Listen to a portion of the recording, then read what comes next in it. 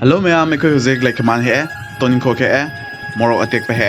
aduka heglak pa like kaman toning kok moro atek pa loit mo gyam phajana chamtho e sing asi yam nana kere lai ko akoyum da covid hodre nakanda gi lenam nungsi si baso dum mai ya phabaga haris kana covid si lak da le sing mana oma cha me la phu tharo ma cha ma hapchalani hai ba kawi ma'am I se matam kuina ge matung da get together to bani ado ko sinju chana ka doine covid soire la phu tharo soire like kaman soire toning kok soire sing soire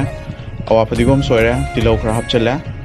morok atekpa soire machu phajana ba morok matekpa angang ma khara changa harisna thum hapaga morok next time mimi picket mari manga hapchale mimi di mayam pura ma dum hapne khara different oiba try to si hana akhona mama hapchalaga yenge aduga mama hapa matungda sinju se phajana to le ski makhuna phajana to le sinju se leire ko laga chana ba hebri mana amadi kobi leire mathang mayam pura amom to ina test tauna re sinju aduki matik hawre ngasi ge sinju sigi all the credit goes to harisen yaifa ba smai tauna ngasi harau sinju chamina na dekna mathang so adum chamina ki ngasi gi ona di matang se loisin jari